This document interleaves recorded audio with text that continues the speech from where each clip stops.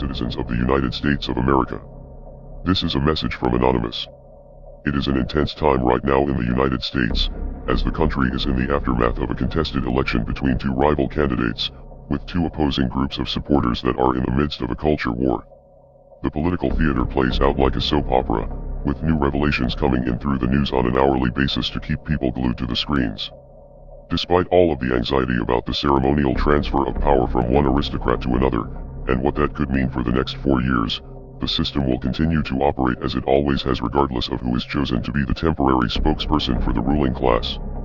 These candidates may offer people a different aesthetic, but regardless of their rhetoric or their own personal beliefs, their agenda will be set by a collection of unelected figures who have lifelong careers in intelligence agencies, the military-industrial complex, the Federal Reserve along with a secretive network of corporate lobbyists and private donors.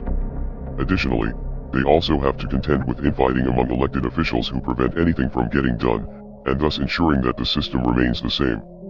All of these interests factor into the decisions that presidents make long before they consider the needs or desires of the American people or even their own personal opinions. The president may have executive power, but they are only in office for a few years, and their influence behind the scenes is often overshadowed by those entrenched in powerful bureaucratic positions.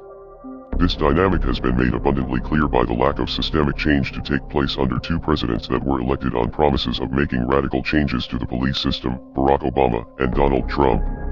We have already seen Barack Obama's promises of hope and change go up in smoke, as his 2 terms were nothing more than a continuation of business as usual. This year, Obama campaigned with Joe Biden, and his association with Obama is likely the only reason that he got as many votes as he did. Many Democrats are hoping that they will have an Obama 3.0 presidency under Joe Biden, and in many ways, they will, because the president never influenced policy that much to begin with. Business as usual even continued into the Trump administration as well, and he has done very little to drain the swamp in a meaningful way as he promised during his 2016 campaign.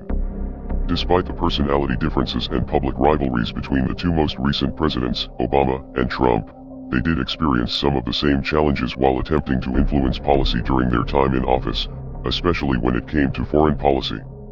Both Obama and Trump campaigned on significantly reducing the presence of the U.S. military in the Middle East, and many inside accounts confirm that these desires were genuine, but once they got into office, they essentially learned that the generals would not allow them to scale back the war on terror. This is not speculation but represents the first-hand experience of White House insiders Ben Rhodes and John Bolton. Ben Rhodes wrote a book about his time as a speechwriter for Obama titled The World as It Is, which details how many of Obama's progressive aspirations were impossible to achieve in the political system.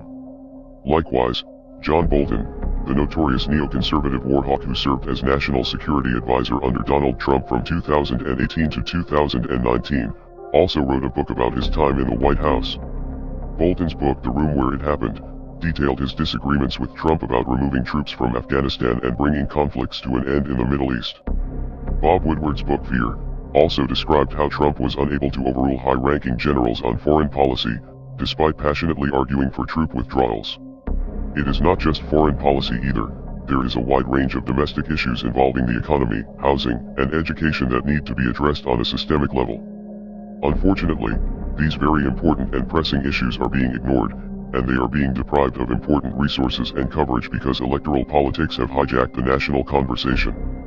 $14 billion was spent in this year's elections, between both presidential and congressional races in the United States. This money could have gone towards funding solutions to the problems that voters care about, the things that can mean the difference between life and death in their communities, but instead, the money was thrown away on campaign signs, media production, and travel expenses for wealthy aristocrats who don't care about the people that they are promising to help.